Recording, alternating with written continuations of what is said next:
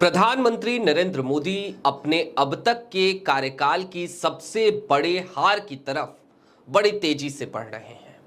Rahul Gandhi, Akhilesh Yadav, Tejashwi Yadav, MK Stalin समेत India गठबंधन के तमाम राजनेताओं ने एक ऐसी रणनीति तैयार कर ली है कि प्रधानमंत्री नरेंद्र मोदी को मुंह की खानी पड़ेगी। ना तो चाणक्य कहे जाने वाले अमित शाह साहब इस मोर्चे पर कुछ कर पाने की हैसियत में है और ना ही वहां पर चल पाएगी ज्ञानेश कुमार की। कौन सा मोर्चा है ये और आज की तारीख में ऐसी कौन सी चाल चल दी गई जिसने ये भी तय कर दिया कि देखो, गोटियां बड़े अच्छे तरीके से फिक्स की जा चुकी हैं इंडिया अलायंस की तरफ से। उपराष्ट्रपति चुनाव 9 सितंबर की तारीख, और 9 सितंबर की तारीख को ये जो चुनाव होगा, इस चुनाव में इंडिया अलायंस कैसे जीत की तरफ अपने कदम बढ़ा रहा है, वो कौन सी योजना है, सारी बातें जरा विस्तार से करेंगे क्योंकि कई सांसद हैं जो इंडिया के संपर्क में हैं। सांसद वो भाजपा के हैं और एनडीए के भी। नमस्कार, मैं स्वप्निल और आप मुद्दा देख रहे हैं। दोस्तों, आगे बढ़ें उससे पहले एक छोटी सी अपील है। मुद्दा इन दिनों एक गंभीर आर्थिक संकट से जूझ रहा है। एक तरफ हमारे मेन बैंक अकाउंट बीते कई महीनों से फ्रीज चल रहे हैं, तो दूसरी तरफ हमारा 28 साल पुराना चैनल 2 महीने पहले हमसे छीन लिया गया। लिहाजा यदि आप सक्षम हो, यदि आप चाहें, तो जिस वक्त पे मुद्दा को डे टू डे ऑपरेशंस में मुश्किलों का सामना करना पड़ रहा है, छोटी छोटी मदद मुद्दा की जरूर कीजिएगा। आपके स्क्रीन पर क्यूआर कोड है, नीचे यूपीआई का नंबर भी। आगे बढ़ते हैं और जरा सिलसिलेवार तरीके से चीजों को समझने की कोशिश करते हैं। लेकिन सबसे पहले उस इनसाइड इंफॉर्मेशन से शुरुआत। भारतीय जनता पार्टी के बहुत से ऐसे असंतुष्ट नेता हैं जो लगातार संघ के संपर्क में रहे। ऐसे बहुत से असंतुष्ट नेता हैं जो एक अलग तरीके की गोलबंदी करने में रहे। संघ ने ऐसा लगता है जैसे अपने हाथ खड़े कर रखे हैं, और ऐसे में एक बड़े नेता हैं कांग्रेस के, एक ऐसे नेता हैं जो लगभग हर जगह अपनी गोटियां फिक्स करते रहते हैं।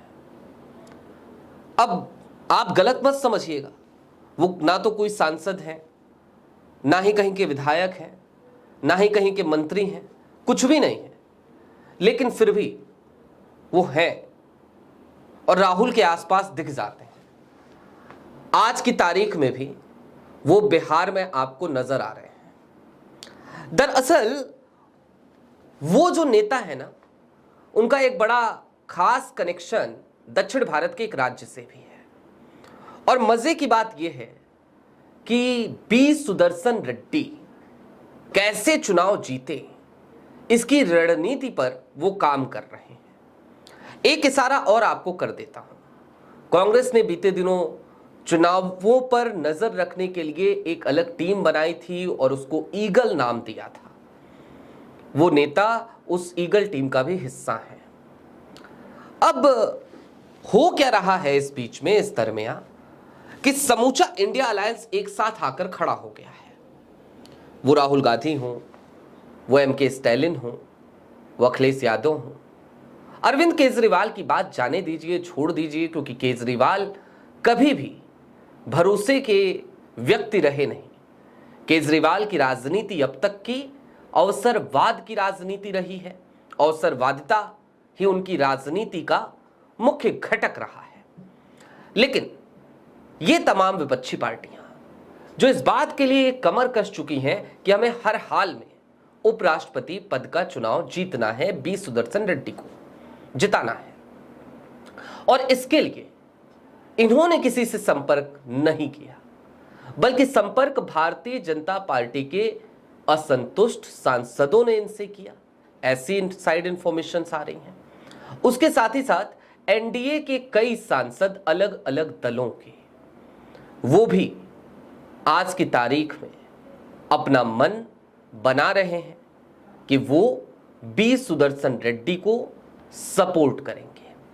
हालांकि इस मसले पर एक और इनसाइड इंफॉर्मेशन है कि राहुल गांधी ने बड़े सीधे तौर पर एक मैसेज देने की कोशिश करी अपनी पार्टी को, और वो मैसेज ये कि जोड़ तोड़ की राजनीति हम नहीं करेंगे।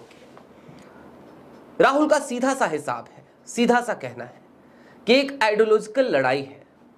ऐसे में अगर आइडियोलॉजिकल वजह से कोई सांसद हमारे साथ आता है, आकर के हमारे प्रत्याशी को सपोर्ट कर देता है, तो फिर ठीक है, फिर कोई दिक्कत नहीं है।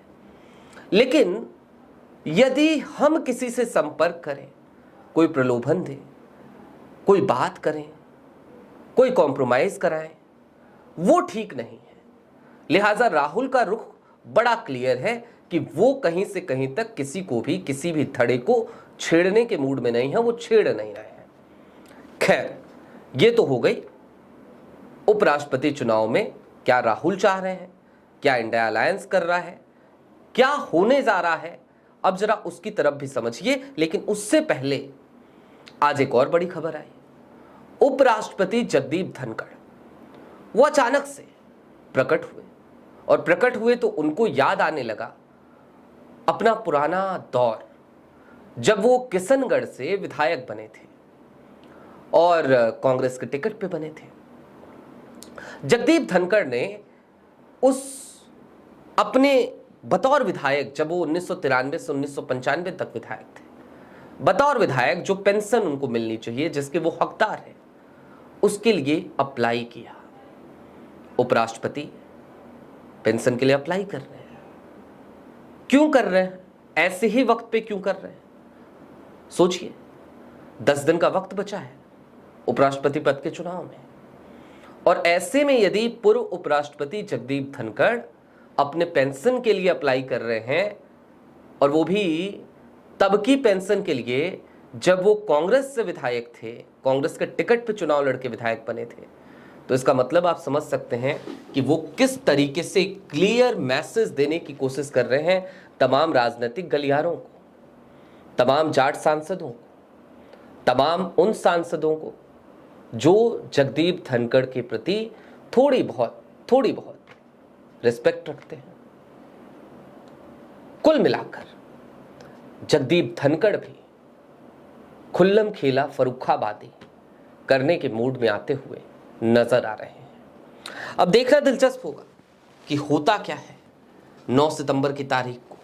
लेकिन हां, यदि ये तमाम असंतुष्ट सांसद इसी तरीके से, चूंकि गुप्त मतदान होता है उस दिन, व्हिप जारी नहीं होता, लिहाजा सांसदों के ऊपर कोई पाबंदी नहीं होती है, वो किसी को भी मतदान कर सकते हैं, तो अगर ऐसा होता है तो इस आइडियोलॉजिकल फाइट में पहली बार प्रधानमंत्री नरेंद्र मोदी हारते हुए नजर आएंगे, और ये शिकस्त बड़ी शिकस्त होगी। हारे वो 2024 में भी थे, लेकिन एनडीए को बहुमत आ गया था। उनके ब्रांड वैल्यू का क्या हुआ था वो आप सबको पता है। 240 सीटों पे सिमट गए थे अपनी पार्टी को लेकर प्रधानमंत्री नरेंद्र मोदी। आपकी क्या राय है हमें कमेंट बॉक्स में जरूर बताइएगा। अभी के लिए दीजिए इजाजत। ऐसे ही तमाम अपडेट्स, तमाम डेवलपमेंट्स के लिए जुड़े रहिए मुद्दा के साथ। चलते चलते फिर वही अपील, चैनल पे नए हो तो सब्सक्राइब करते हुए जाइएगा, सक्षम हो तो छोटी छोटी मदद मुद्दा की जरूर कीजिएगा। शुक्रिया।